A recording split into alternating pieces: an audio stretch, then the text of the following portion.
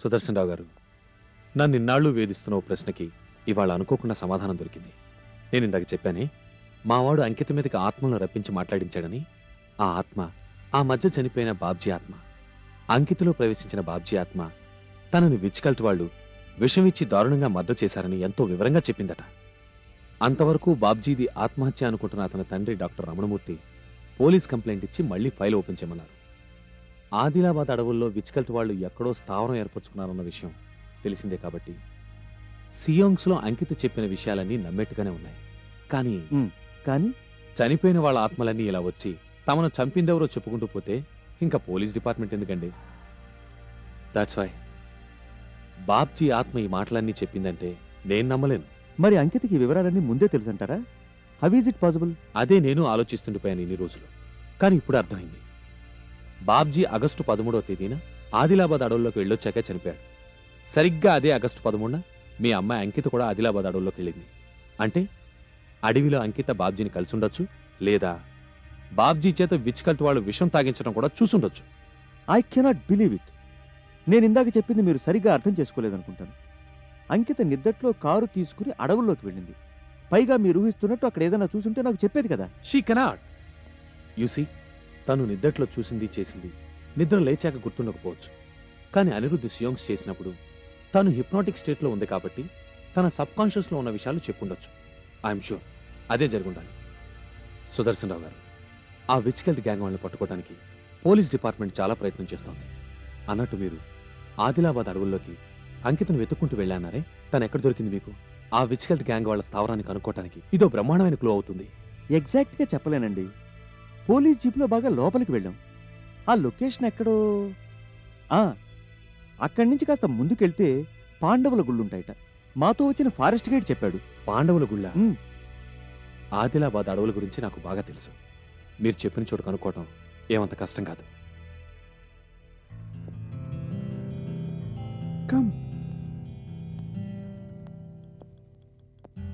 ప్రదీప్ శుక్ల గారు ఉన్నారా అండి? ఎక్స్క్యూజ్ మీ, ప్రదీప్ శుక్ల గారు ఉన్నారా? ఉన్నారండి, మీరు కూర్చోండి. రాసు వచ్చరా, కూర్చో.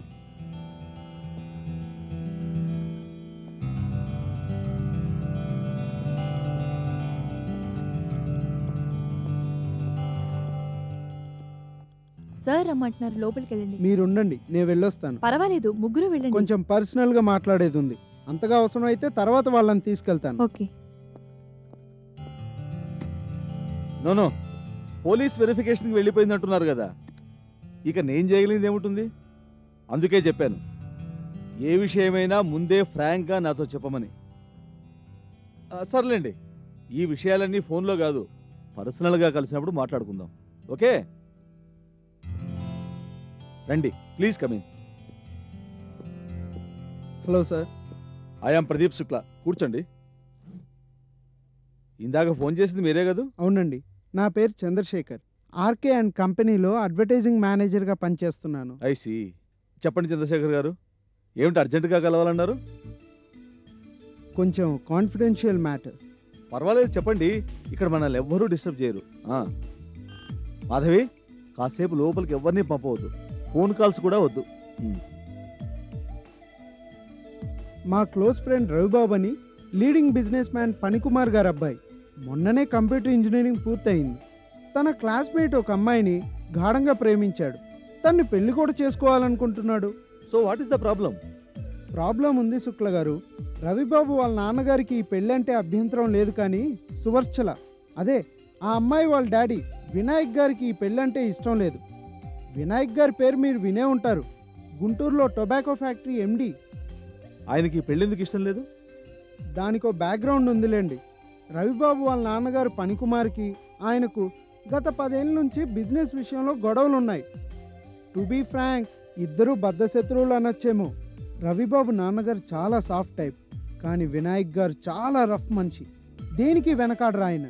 మా రవిబాబు వాళ్ళ అమ్మాయిని పెళ్లి చేసుకోబోతున్నాడని తెలిసిందంటే ఏమైనా చేయగలడు. గుండాల్ని పెట్టి ఎంత దారుణాన్నైనా చేయించగలడు. ఇద్దరు మేజర్సే కదా, ఏ ముంబైకో కలకత్తాకో వెళ్ళి అక్కడే రిజిస్టర్ మ్యారేజ్ చేసుకోమనండి. పైగా దీనికి మీ ఫ్రెండ్ వాళ్ళ నాన్నగారు ఏం పేరన్నారు? పడికుమార్ గారి సపోర్ట్ కూడా ఉందన్నారు కదా. ఉందనుకోండి, కానీ పెళ్లి చేసుకున్నంత మాత్రాన గొడవలు తీరిపోయేట్టుగా లేవు. పైగా రవిబాబు లైఫ్కి డేంజర్ ఏర్పడుతుందేమో. అసలు ఇంతకీ దీంట్లో నేను చేయగలిగింది ఏమిటో నాకు అర్థం కావటం లేదు. అంతా మీ చేతుల్లోనే ఉంది శుక్ల గారు.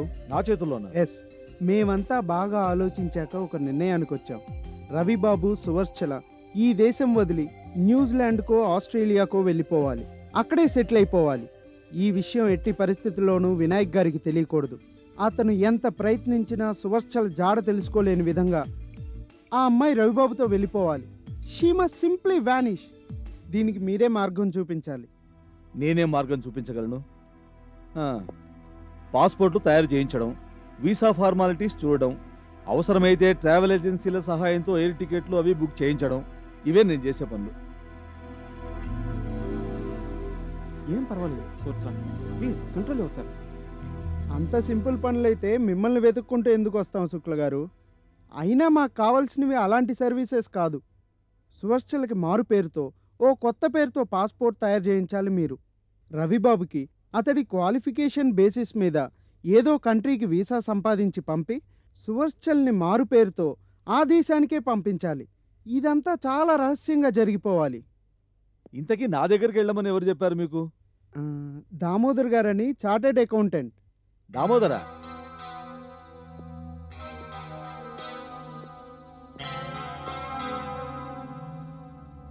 దామోదర్ అనే పేరు ఎప్పుడు విన్నట్లేదే. దామోదర్ గారు డైరెక్ట్గా మీకు తెలిసి ఉండకపోవచ్చు. ఆయన ఫ్రెండ్ రుస్తుం సేట్ గారు తెలుసుంటారే మీకు. Rustum Seth? Oh I see. మీ ఫ్రెండ్స్ బయట కూర్చున్నట్టున్నారు, లోపలికి రమ్మనండి. I will see what can be done. That's good, ఇప్పుడే పిలుస్తాను.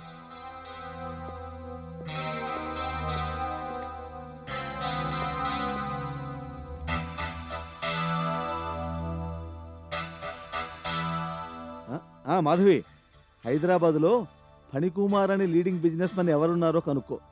అలాగే గుంటూరులో టొబాకో ఫ్యాక్టరీ ఎండి వినాయక్ అని ఎవరైనా ఉన్నారేమో కనుక్కున్నావు చెప్పు. అర్జెంట్. అతన్ని మన రూట్కి తీసుకురావడానికి ఇంత టైం పట్టింది. పదండి, పిలుస్తున్నాడు. అనుమానం రాలేదు కదా? మనం నిన్నంతా కష్టపడి టెలిఫోన్ డైరెక్టరీ తిరిగేసి పేర్లు సంపాదించామా? అలాంటి వాళ్ళు నిజంగా ఉన్నారా లేరా అని ఎంక్వైరీ చేస్తున్నట్టున్నారు. అటు చూడండి.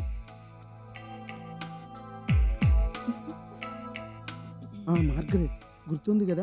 నీ పేరు సువర్చల, మీ డాడీ పేరు Vinayak. Yes sir. I am Ravibabu, son of leading business man Phanikumar, right? Right. Come on.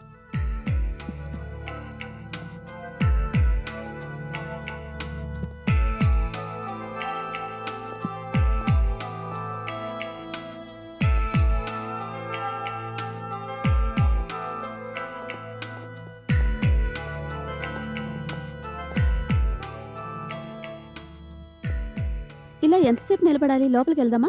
No no, let us be patient. Margaret message ఇస్తాంది కదా. Good morning sir. Good morning Ramarao గారు. వికారాబాద్ ఇండెక్స్ రిజిస్టర్ తీసి పెట్టారా? Yes sir.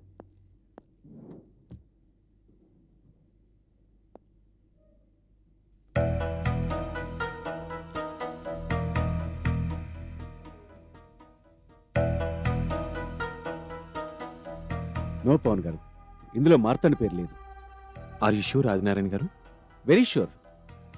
మీరు ఊహించినట్లు మార్తాండకు criminal record ఉండి ఉంటే ఇందులో అతని ఫైల్ నంబర్ తప్పకుండా ఉండి ఉండేది. బై ఛాన్స్ అతను మారు పేరుతో ఉండేవాడేమో. That is a possibility. కానీ వికారాబాద్ ఫైల్స్ అన్నీ చూడాల్సి ఉంటుంది. అయినో ఫైల్స్లో అతను ఫోటో ఉంటే నేను ఇట్టే గుర్తుపట్టగలను. మార్తాండ్కి క్రిమినల్ రికార్డు ఉంటే అతని గురించి మనకు మంచి క్లూ ఏదైనా దొరకచ్చు. So it's worth the trouble. Okay, let's try. Ramarao garu sir, last 10 years records ఎటు ఉన్నాయి? రండి సార్.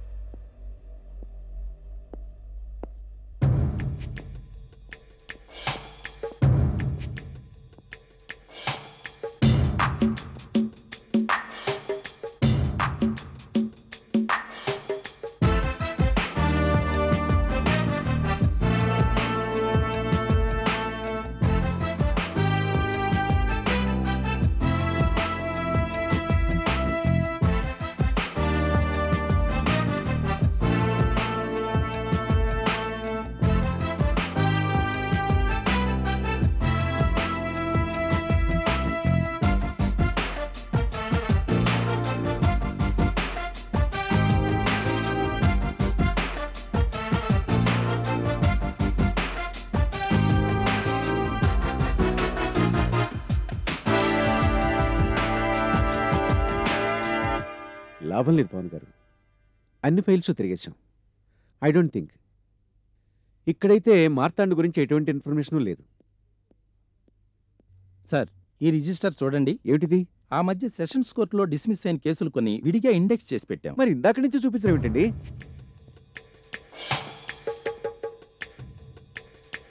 యా, రండి పవన్ గారు.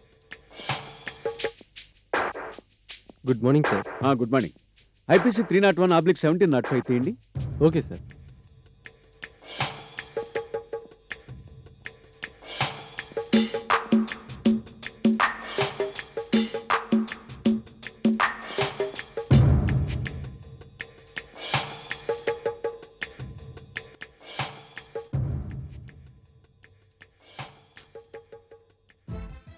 There you are, Martand. Are you sure? Yes.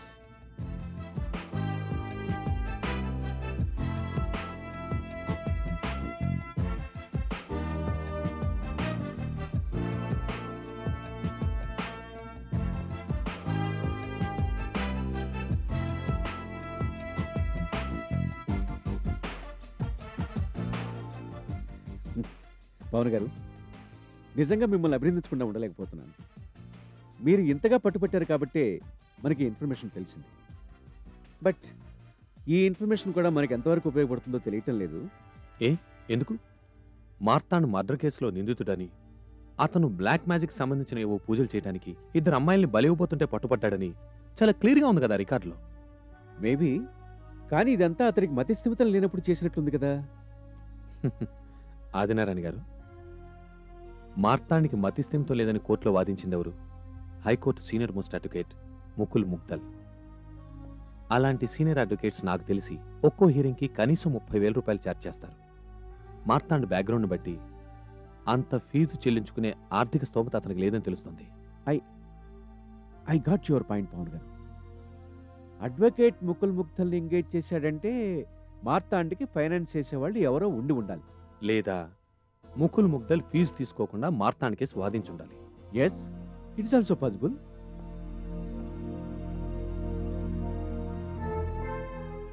ఆ రికార్డ్స్లో ఇంకొక విషయం గమనించారా పవన్ గారు? మార్తాండ్కి బెయిల్ గ్రాంట్ చేసినప్పుడు అతనికి ష్యూరిటీ సంతకం పెట్టింది ఒక ప్రముఖ ఎంపీ గారు. అంటే అటు న్యాయ వ్యవస్థలోనూ ఇటు రాజకీయ రంగంలో కూడా బాగా పలుకుబడి ఉన్న వ్యక్తి ఈ మార్తాండ్. ఆదినారాయణ గారు, పలుకుబడి ఉన్నది మార్తాండ్ కాదు. అజ్ఞాతంగా ఉంటూ వ్యాపార రాజకీయ రంగాలతో పాటు న్యాయ వ్యవస్థలో కూడా తన అనుచరులకు స్థానం ఏర్పరిచి కుతంత్రాలు చేస్తున్న భీష్తి నాయక్కి. మీ పోలీస్ డిపార్ట్మెంట్లో కూడా అతని ముఖ్య అనుచరులు ఎవరో ఉన్నారని నా అనుమానం. ఏమిటండి మీరనేది? మా డిపార్ట్మెంట్లో కూడానా? అవునండి. ఆ రోజు కోర్టు హాల్లో కొన ఊపిరితో రుస్తుం సెట్ చెప్పిన దాన్ని బట్టి మీ డిపార్ట్మెంట్లో కూడా భీష్తి నాయక్ అనుచరులు పనిచేస్తున్నారని అర్థం చేసుకున్నాను. నాకు అప్పుడే అనుమానం వచ్చింది. ఆ రోజు రుస్తుం సేట్ మీకేదో చెప్పుంటాడని. మిమ్మల్ని అడిగితే మీరు అక్కడికి వచ్చేటప్పటికే అతను చనిపోయాడని చెప్పారు. అంటే భీష్తి నాయక్ అనుచరుల్లో నేను కూడా ఒక నయ్యి ఉంటానని మీకు అనుమానం వచ్చింది. అంటే ఆ పరిస్థితుల్లో okay, I can understand that. కానీ ఇది చెప్పండి, ఆ రోజు రుస్తుం సేట్ ఏమీ మాట్లాడకుండానే చనిపోయాడని నిజం దాచారు. ఈ రోజు జరిగింది ఏమిటో చెప్పేశారు. ఉన్నట్టుండి నా మీద నమ్మకం ఎలా ఏర్పడింది? మీ దగ్గర దాచానేమో కానీ నా చిరకాల పరిచితులైన డీజీపీ గారికి జరిగిందంతా చెప్పాను. అలాగే మీ గురించి కూడా వాకప్ చేశాను. మీ గురించి చాలా గొప్పగా పొగిడారాయన. అలా డీజీపీ గారి నోట మీ గురించి, మీ కెరియర్ రికార్డు గురించి తెలుసుకున్నాక నాకు ఇక ఏ అనుమానాలు మిగలలేదు. అవును, రుస్తుం సేట్ ఇంకేం మాట్లాడాడు? ప్రదీప్ శుక్లా అని ఒక పాస్పోర్ట్ బ్రోకర్ ఉన్నాడట సిటీలో. అతని ద్వారా భీష్టి నాయక్ దొంగ పాస్పోర్ట్లు తయారు చేయించుకుంటున్నాడని చెప్పాడు. దొంగ పాస్పోర్ట్ దేనికి? ఈ దేశం వదిలి పారిపోవడానికా? భీష్టి నాయక్ ఇమ్మోర్టల్ అని రుస్తుం సేట్ నమ్మకం.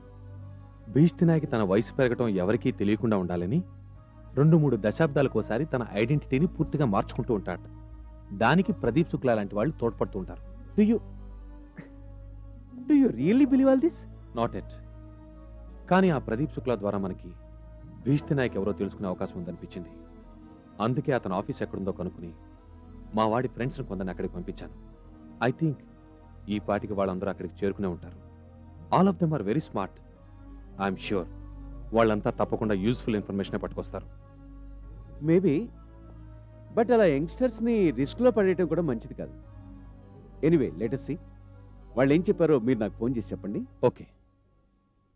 ఇదంతా బానే ఉంది సార్, కానీ ఈ విషయం బయట ఎవరికీ తెలియకూడదు. మా పర్సనల్ విషయాలన్నీ ఎంతో వివరంగాను నమ్మకంతోనూ ఈయనకి చెప్పేశావు. మరి అది కాదు రవిబాబు, అయినా నువ్వు ఇలా మాట్లాడతావేంటి? చూడండి రావు బాబు, నా హెల్ప్ కోసం ఎంతో నమ్మకంతో ఇక్కడికి వచ్చారు. అయినా ఇన్ని విషయాలు మాట్లాడాక ఇంకా అనుమానాలు ఏమిటి? అనుమానాలు సందేహాలు అంటూ ఉంటే నాకు మీ గురించి ఉండాలి. బాగా పరిచయం ఉన్న జెన్యూన్ పార్టీస్కే నేను ఇలాంటి పనులు చేసి పెడుతుంటాను.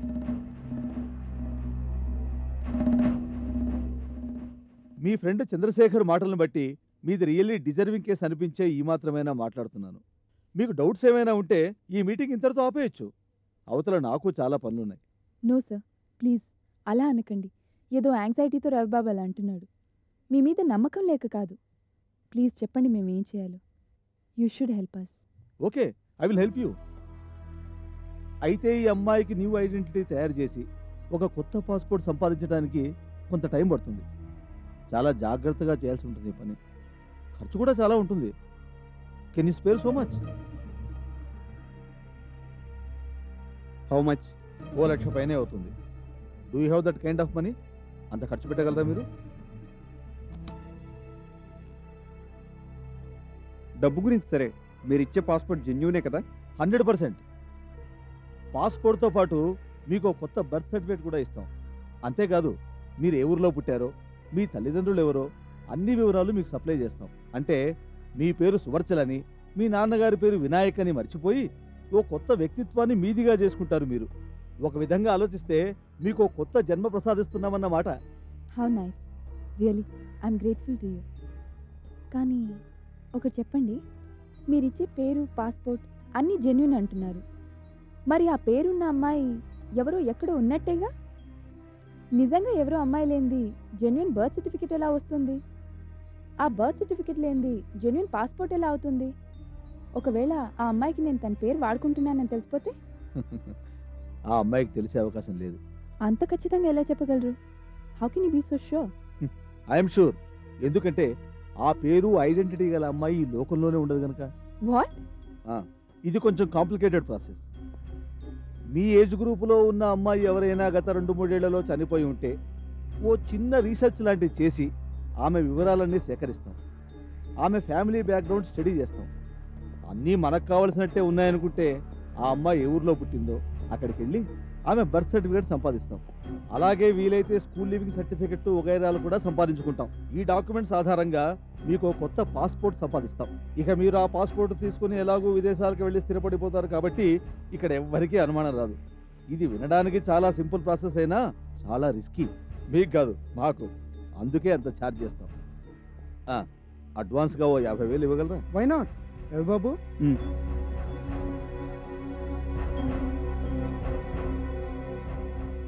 ఎక్స్క్యూజ్ మీ, కాస్త ఫ్రెష్ అవ్వాలి బాత్రూమ్. ప్లీజ్.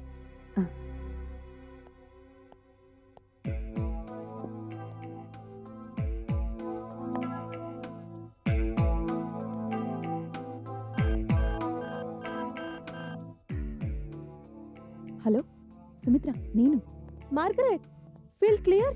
ఓకే, మేము వస్తున్నాం. మార్గరెట్ రమ్మంటోంది. మీ ఇద్దరు ముందు వెళ్ళండి. I will follow you later. Okay. Best of luck.